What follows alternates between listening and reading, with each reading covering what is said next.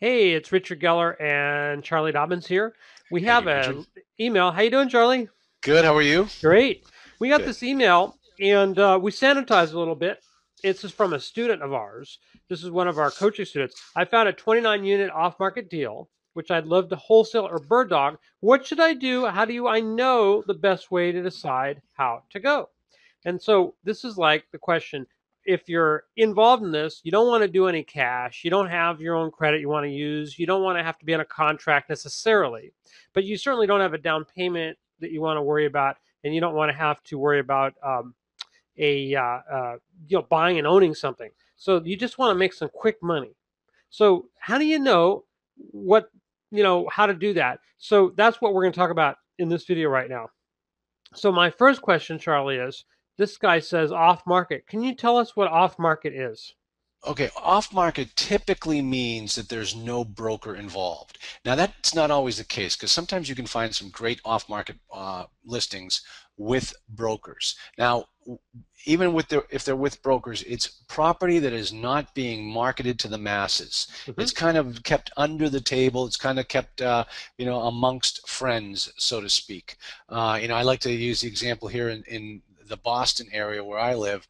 Large multifamily properties are always traded off market. They're always done through word of mouth because there's no need to use a broker. There's no need to advertise it. They're so few and far between that when they occur, everybody jumps all over it. So it's really done by word of mouth amongst friends, so to speak. So when you see something that is listed as an off-market deal, first thing you do is verify that it is off-market. And if it is, you've got an edge over the rest of the world if you can get in on that deal. Yeah, I like to say it like off market spells profit. Yeah, it is the best way. And this example that you're showing right here, this 29 unit. When this student of ours sent this email over, I was reading the terms of this particular deal. It's seller financed. It is, no money down. It's really one of those types of deals that you're just scratching your head like, man, these things don't come along all that often. So that's the type of deal that gets sold off market when Okay. it's Yeah. yeah. And so wholesaling, what is wholesaling basically and the difference between that and a finder's fee thing? What's wholesaling? Because he wants to know how he makes a quick buck at it. Like with wholesaling, you don't need cash, right? With wholesaling, you may need cash. With flipping or finding or bird dogging, you don't need cash. So let me just kind of walk you through the mindset here.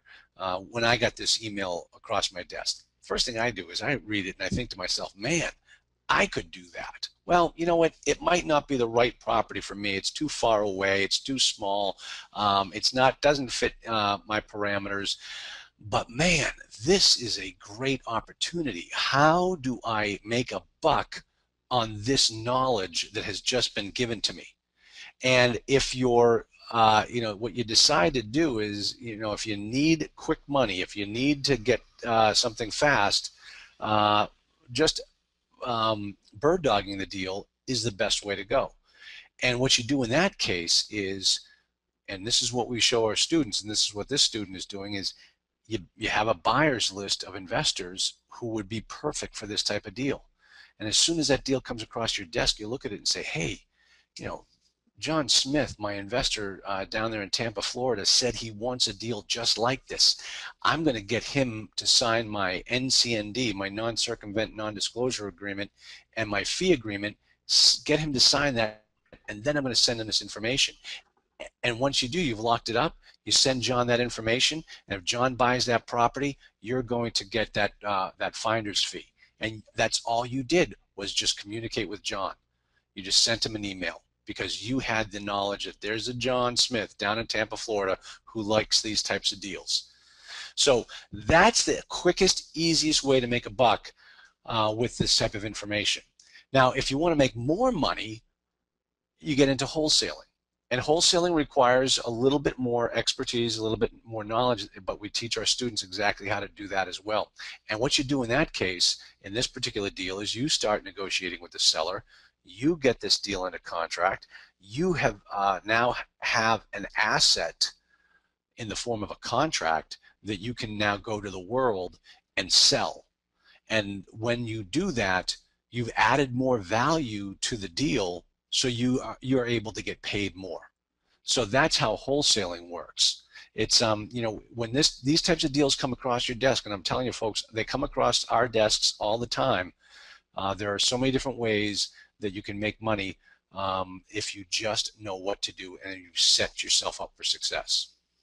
So I like to say that finder's fees are easy fees. That's what I love about finder's fees because Yeah, they're easy, easy fees. Finder's fees are yeah, easy fees. yeah, So how to absolutely. decide which way to go? So mostly what we're talking about, it really doesn't require your own. You're not going to take ownership of the building. You don't necessarily need any credit or any down payment yourself. It's quick. We're talking about quick cash, and Right, we're talking about either wholesaling or being a finder. So how do you know? Well, right. we came up with this little ABC formula. Do you want to talk briefly about this formula? Sure. First thing you do is analyze the deal. And in this particular case, all that we've received up to this point is an email from an investor saying, "Hey, I've got this great opportunity. Um, do you know anybody?" And this is actually, we say an investor is actually a student of ours, because he's got this information using our techniques. He came across this information and now he wants to make some money on it. So he just sent us an email, and the email seriously piqued our curiosity. It is a very interesting deal. But nevertheless, even if the terms of the deal are fantastic, you still got to dig down deep and analyze the property to make sure it is what he says it is. So then the next thing you to do is get this information back from him, and really start to crunch the numbers. And in our training, we show you exactly how to crunch the numbers. We provide you with all the software to do it so that you look like a pro. After we've analyzed the deal and we know that we do have a deal and this is actually a good property, and the price makes sense, then we can go out to our buyers. That's the people that we built up the list for. Our buyers list, people who've said they're looking to buy multifamily property. We go out to that list and say, "Hey, we've got this deal. We've looked at it. We've analyzed it. It is what it seems to be, what it purports to be. And if anybody's interested, let us know and sign our non-circumvent, non-disclosure, and fee agreement, and we'll send you the information." You never let that information out of your door unless they've signed an agreement to keep it quiet. Because if you do that, you've just given away your products for free. So we provide you with those types of contracts so that you're always able to protect yourself. And then once you get the deal out there to the buyers, then the next thing you're going to do is follow the contract. If you're wholesaling it, you're going to be out there negotiating negotiating a purchase and sale contract. If you're flipping the contract, you're just getting finder's fees. You're then going to be following the contract. So it's not you that has the purchase and sale contract under wraps. It's somebody else, and you're a party. You are a beneficiary to that contract. So you're going to be watching that contract as it goes through the whole entire process.